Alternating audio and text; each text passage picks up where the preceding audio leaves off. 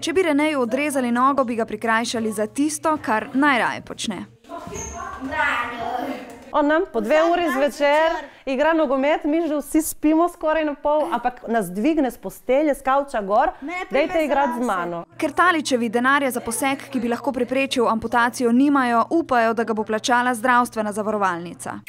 Družina bo dobila denar kot vsak zavarovanec, ki poda vlogo vnaprej, če je vloga odobrena. Tukaj je pač treba počakati na mnenje klinike. Če bo ortopedska klinika ocenila, da je zdravljenje v tujini smiselno, bo zavarovalnica Reneju krila vse stroške zdravljenja. A na kliniki niso naklonjeni metodi izbranega ameriškega zdravnika. Kot pojasnjujejo, so rezultati zdravljenja po njegovi metodi nezanesljivi, zato je v Evropi niso preizkušali. Američan dr. Dror Paley pa trdi, da Reneju lahko pomaga. Super ankle procedure. Now I've used it in a few hundred children with excellent success.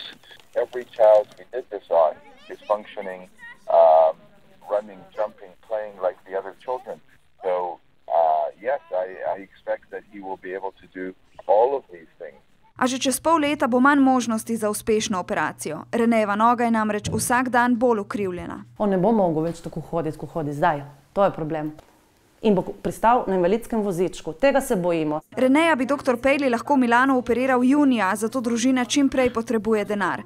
Ker odločitev zavarovalnice visi v zraku, upa na pomoč donatorjev. Če pa bo zdravljenje vendarle krila zavarovalnica, bodo Taličevi zbrana sredstva podarili društvu Vesele nogice.